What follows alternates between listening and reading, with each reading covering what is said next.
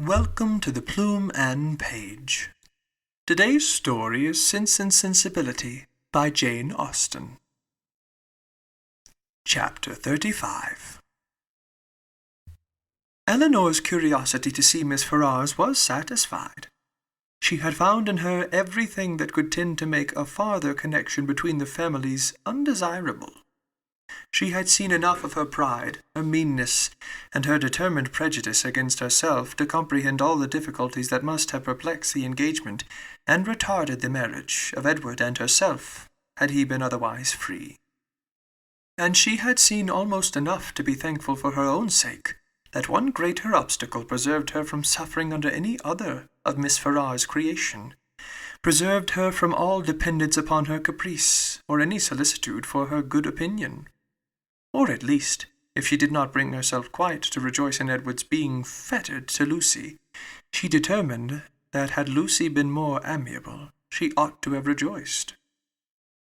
She wondered that Lucy's spirits could be so very much elevated by the civility of Miss Ferrars, that her interest and her vanity should so very much blind her as to make the attention which seemed only paid her because she was not Eleanor appear a compliment to herself, or to allow her to derive encouragement from a preference only given her because her real situation was unknown.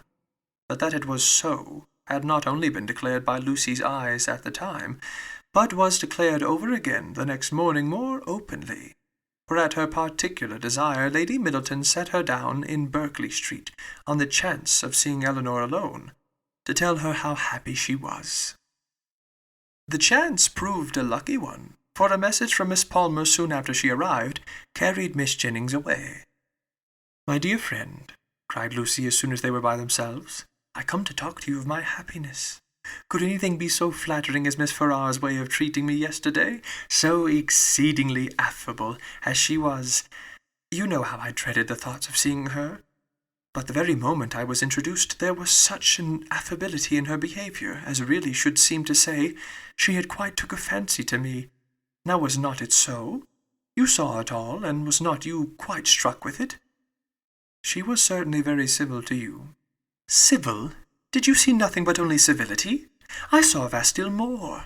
Such kindness as fell to the share of nobody but me. No pride, no hauteur, and your sister just the same, all sweetness and affability." Eleanor wished to talk of something else, but Lucy still pressed her to own that she had reason for her happiness, and Eleanor was obliged to go on. "Undoubtedly, if they had known your engagement," said she, "nothing could be more flattering than their treatment of you. But as that was not the case, I guessed you would say so," replied Lucy quickly. "But there was no reason in the world why Miss Ferrars should seem to like me, if she did not, and her liking me is everything. You shan't talk me out of my satisfaction. I am sure it will all end well, and there will be no difficulties at all to what I used to think. Miss Ferrars is a charming woman, and so is your sister. They are both delightful women indeed. I wonder I should never hear you say how agreeable Miss Dashwood was." To this Eleanor had no answer to make, and did not attempt any. "Are you ill, Miss Dashwood? You seem low. You don't speak. Sure you ain't well?" "I never was in better health.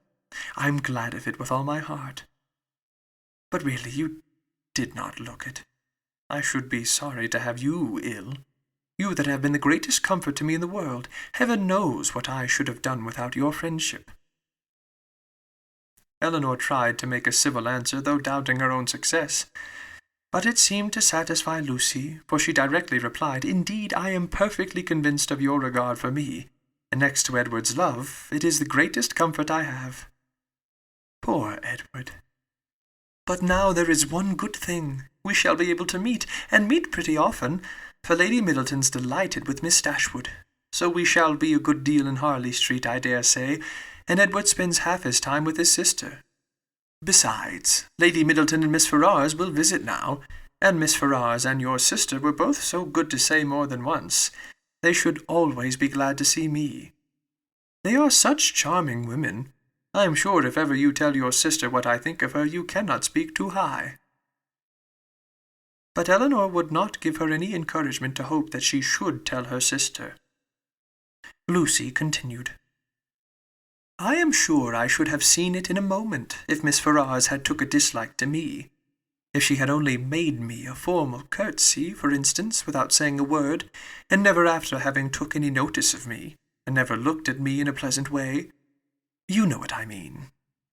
If I had been treated in that forbidding sort of way, I should have gave it all up in despair.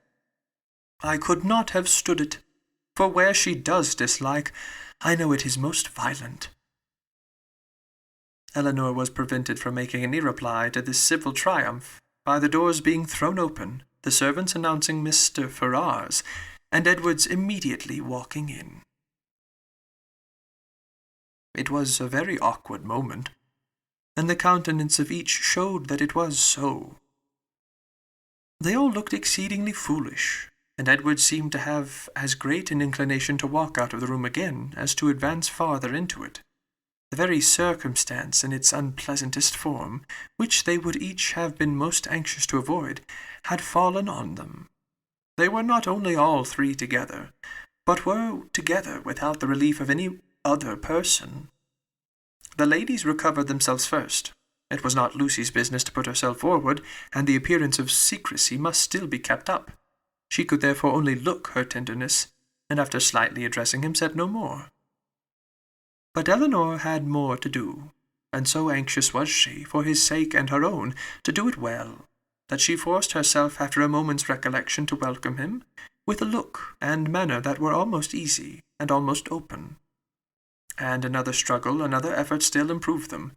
She would not allow the presence of Lucy, nor the consciousness of some injustice towards herself, to deter her from saying that she was happy to see him, and that she had very much regretted being from home, when he called before in Berkeley Street. She would not be frightened from paying him those attentions which, as a friend and almost a relation, were his due, by the observant eyes of Lucy, though she soon perceived them to be narrowly watching her. Her manners gave some reassurance to Edward, and he had courage enough to sit down, but his embarrassment still exceeded that of the ladies in a proportion which the case rendered reasonable, though his sex might make it rare. For his heart had not the indifference of Lucy's, nor could his conscience have quite the ease of Eleanor's. Lucy, with a demure and settled air, seemed determined to make no contribution to the comfort of the others, and would not say a word, and almost everything that was said proceeded from Eleanor, who was obliged to volunteer all the information about her mother's health, their coming to town, etc., which Edward ought to have inquired about, but never did. Her exertion did not stop here, for she soon afterwards felt herself so heroically disposed as to determine, under pretence of fetching Marianne, to leave the others by themselves. And she really did it, and that in the handsomest manner, for she loitered away several minutes on the landing-place, with the most high-minded fortitude, before she went to her sister. When that was once done, however, it was time for the raptures of Edward to cease, for Marianne's joy hurried her into the drawing-room immediately. Her pleasure in seeing him was like every other of her feelings, strong in itself and strongly spoken. She met him with a hand that would be taken, and a voice that expressed the affection of a sister. "Dear Edward," she cried, "this is a moment of great happiness. This would almost make amends for everything." Edward tried to return her kindness as it deserved, but before such witness he dared not say half what he really felt.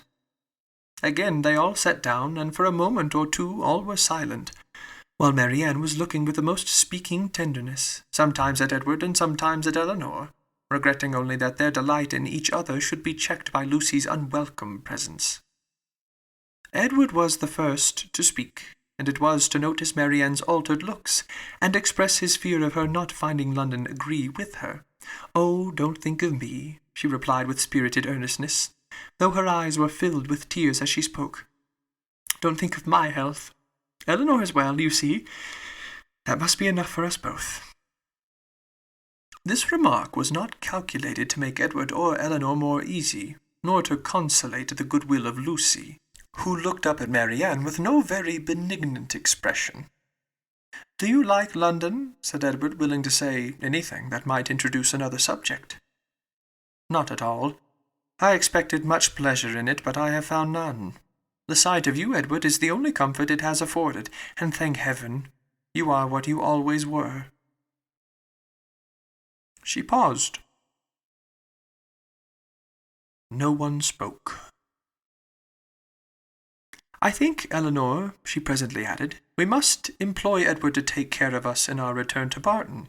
In a week or two, I suppose, we shall be going, and I trust Edward will not be very unwilling to accept the charge." Poor Edward muttered something, but what it was nobody knew, not even himself. But Marianne, who saw his agitation, and could easily trace it to whatever cause best pleased herself, was perfectly satisfied, and soon talked of something else. "We spent such a day, Edward, in Harley Street yesterday. So dull, so wretchedly dull. But I have much to say to you on that head, which cannot be said now." And with this admirable discretion did she defer the assurance of her finding their mutual relatives more disagreeable than ever, and of her being particularly disgusted with his mother, till they were more in private. "But why were you not there, Edward? Why did you not come?" "I was engaged elsewhere." "Engaged? But what was that, when such friends were to be met?" "Perhaps, Miss Marianne," cried Lucy, eager to take some revenge on her, "you think young men never stand upon engagements, if they have no mind to keep them little as well as great." Eleanor was very angry, but Marianne seemed entirely insensible of the sting, for she calmly replied, "Not so, indeed. For, seriously speaking, I am very sure that conscience only kept Edward from Harley Street, and I really believe he has the most delicate conscience in the world, the most scrupulous in performing every engagement, however minute, and however it may make against his interest or pleasure. He is the most fearful of giving pain, of wounding expectation, and the most incapable of being selfish, of anybody I ever saw. Edward, it is so, and I will say it. What? Are you never to hear yourself praised? Then you must be no friend of mine, for those who will accept of my love and esteem must submit to my open commendation." The nature of her commendation in the present case, however, happened to be particularly ill-suited to the feelings of 2/3 of her auditors, and was so very unexhilarating to Edward, that he very soon got up to go away. "Going so soon?" said Marianne. "My dear Edward, this must not be." And drawing him a little aside, she whispered her persuasion that Lucy could not stay much longer. But even this encouragement failed, for he would go, and Lucy, who would have outstayed him, had his visit lasted 2 hours, soon afterwards went away. "What can bring her here so often?" said Marianne on her leaving them. "Could not she see that we wanted her gone? How teasing to Edward!" "Why so?